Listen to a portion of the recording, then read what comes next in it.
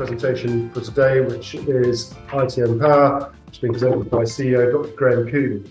He joined ITM as CEO in 2009. ITM Power was the first hydrogen-related company to be listed on the London stock market and has been developing electrolyser technology and equipment for over 20 years.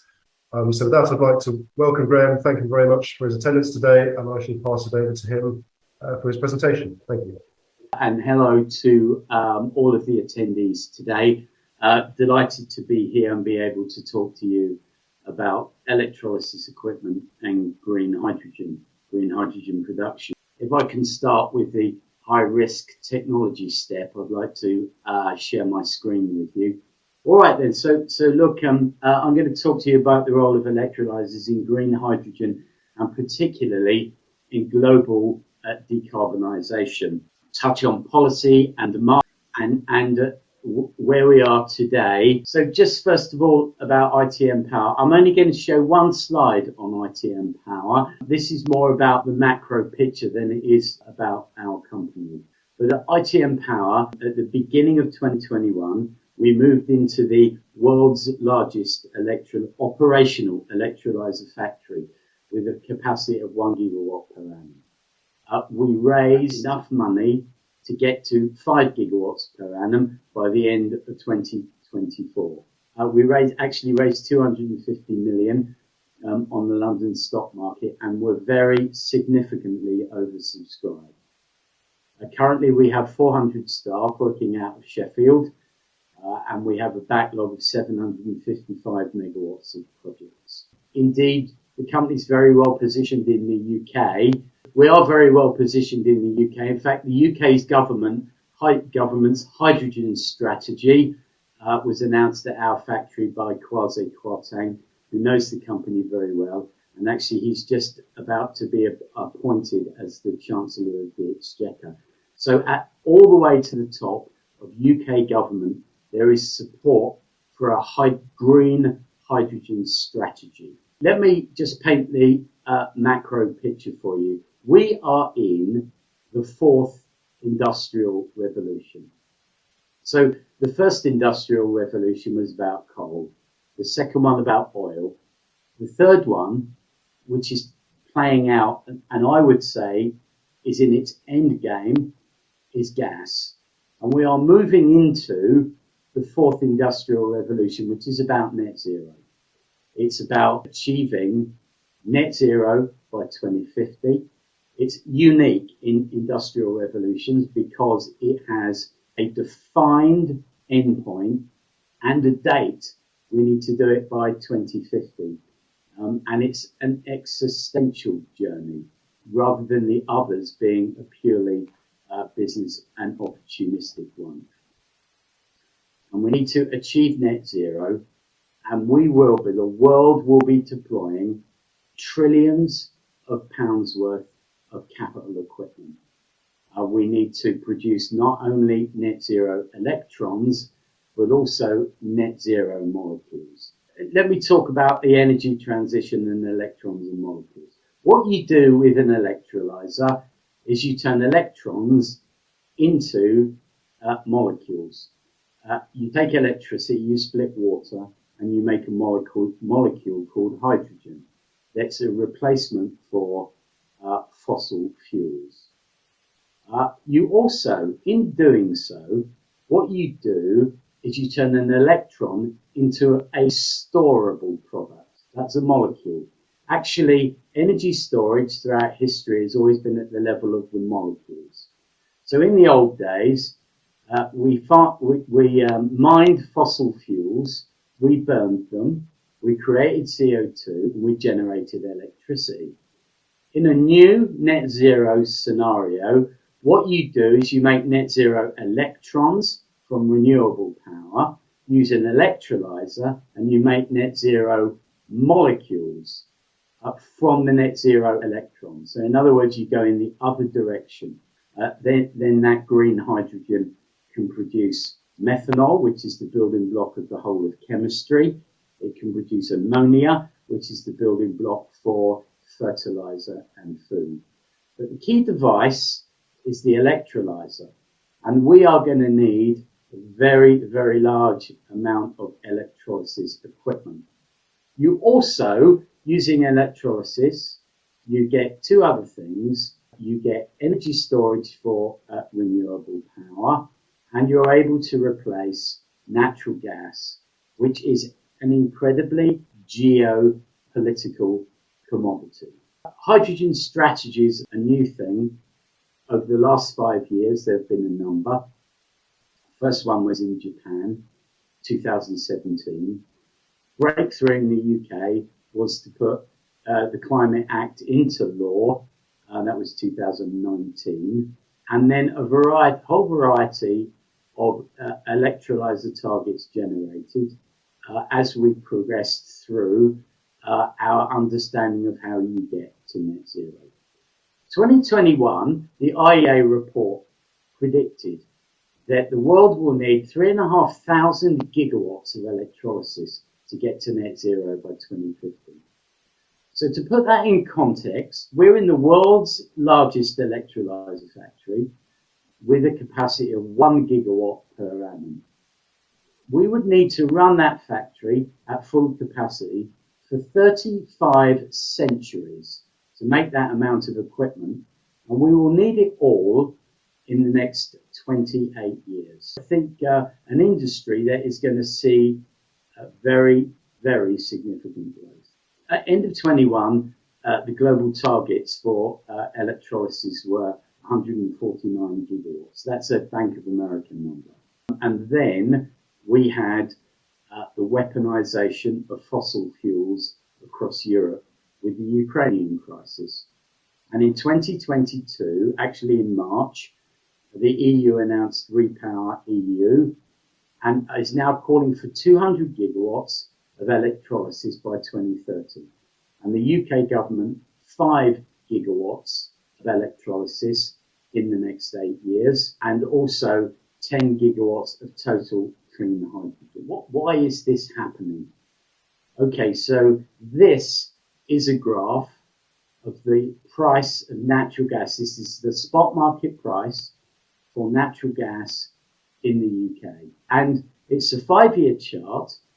Natural gas stabilized in the UK. You can see the line that bubbles along the bottom. That's the 5-year chart. And in fact, if you go out to 25 years, you can see an average price of between 30 and 40 pence a therm. And we hit a historic high last week of 640 pence a therm.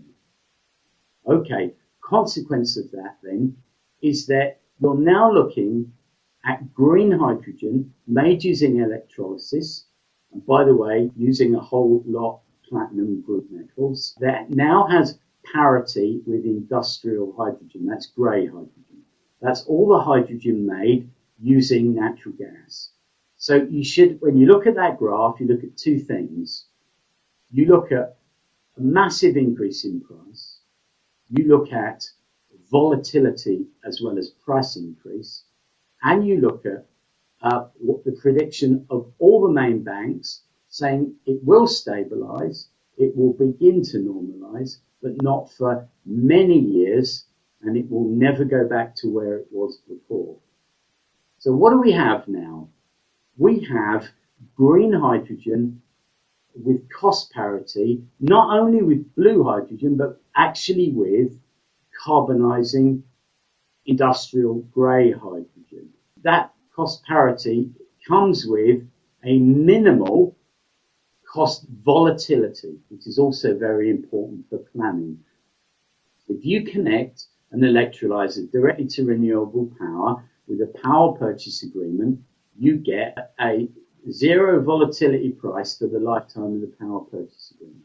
It also gives you fuel security because you're making your own hydrogen, replacing natural gas, which in turn makes industrial grey hydrogen, mainly for the production of ammonia and for fuels.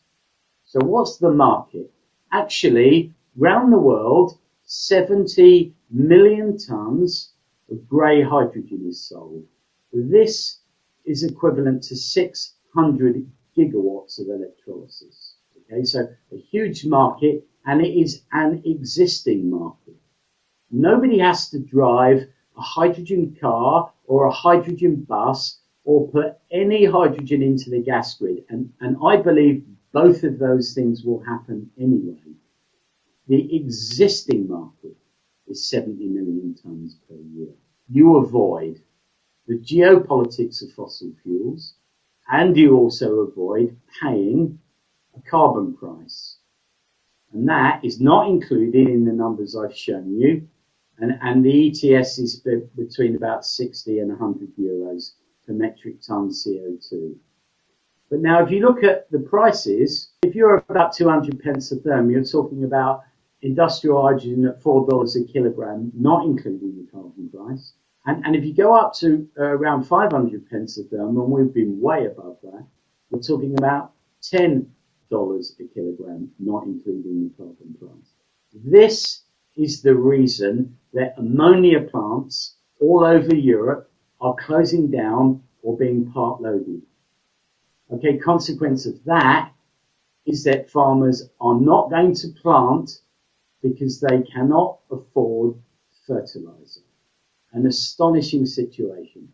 So we're very proud to be involved in one of the first major ammonia projects with Yara and Linde Engineering, our partner.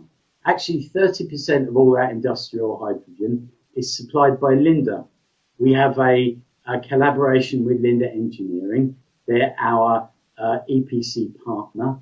They're also a strategic shareholder in ITM. And we have a joint venture with them called ITM Linde Electrolysers.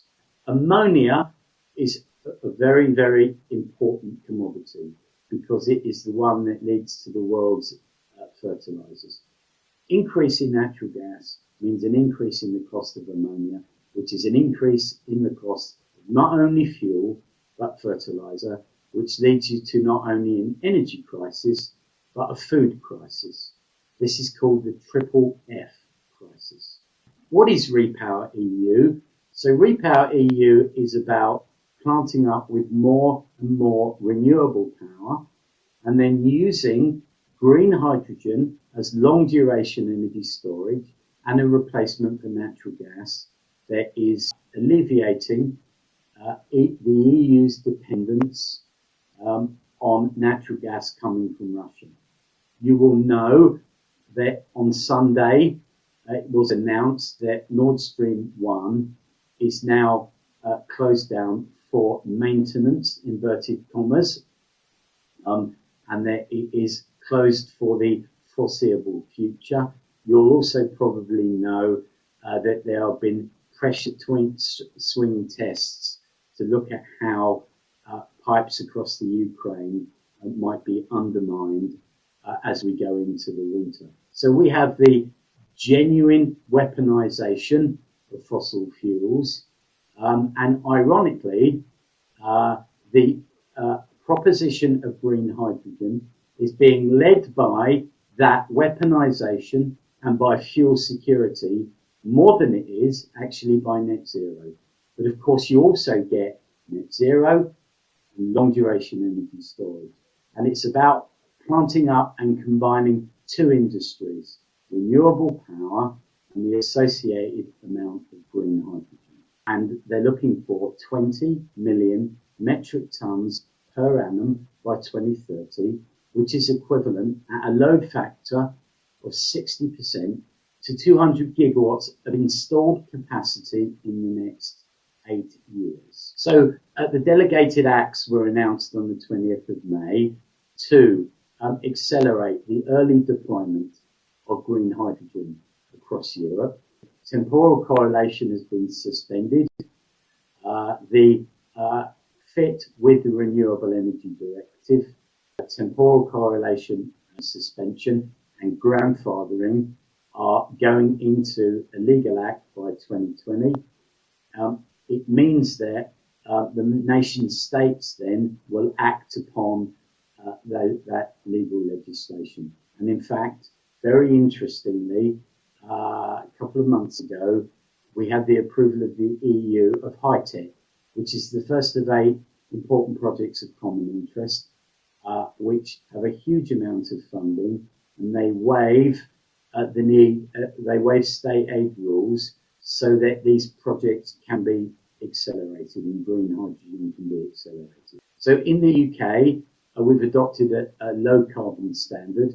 Low carbon is about allowing grid connected electrolysis, off grid electrolysis, and the target has been set at 20 grams per CO2 equivalent per megajoule. That's using the lower heating value of hydrogen, which means that if you want to do blue hydrogen in the UK, you need to achieve more than 85% capture. You need to be 99.9% pure, and you need to generate at 30 bar. And that's the criteria to be designated as a low carbon hydrogen and be able to apply for incentives. UK government now is the first to roll out a hydrogen business model. Delighted to say we did that in the UK. I was part of the Hydrogen Advisory Council, reporting directly to the Secretary of State in Bays. The first call is for 250 megawatts of electrolysis. The second, and that's already out, and the deadline is 7th of September. Second round is 750 megawatts. CFDs for green hydrogen at the end of this year will amount to 1 gigawatt, showing the determination of the UK government to meet its target of 5 gigawatts over the period of time. You have to bid a project which is a minimum size of 5 megawatts. Cumulative will be a gigawatt by the end of this year. There is no stated pound value per kilogram for the CFDs. It is done by project application. Also, in the UK, we went through consultation. The RTFO, the Renewable Transport Fuels Obligation, now been published, is actually for all renewable fuels of non-biological origin. So it's not only for hydrogen, it's for hydrogen that you use then to derive renewable methanol or renewable ammonia as an e-fuel, marine and also sustainable aviation fuel. A very important document in the UK. You need to meet certain criteria, which I won't go into now, but the incentives are strong if you can meet the low emissions standard for hydrogen. So I think not only progress in the area of industrial hydrogen for ammonia, but also for e-fuels in the UK. So my final slide then, just to summarise, from where I sit, we're in the fourth industrial revolution. And actually, green hydrogen is key to getting to net zero, as is renewable energy. And when you stand back from this, all industrial revolutions are about deploying capital assets, and particularly this one, because renewable power is about buying an asset and then the return on capital employed. You don't buy any fuel, you have a return on capital employed. Renewable power is intermittent. You need long duration energy storage, which is why green hydrogen and electrolysis is fundamental, and electrolysers, the most efficient, lowest cost electrolysers, use platinum group metals. And actually, this is a huge opportunity. Often, politicians look at the energy transition through the lens of decarbonisation, and now they look at it through the lens of a fantastic industrial opportunity and also being able to achieve energy security. Thank you very much for listening. Thank you very much indeed for the excellent presentation, Graham. It's very much appreciated.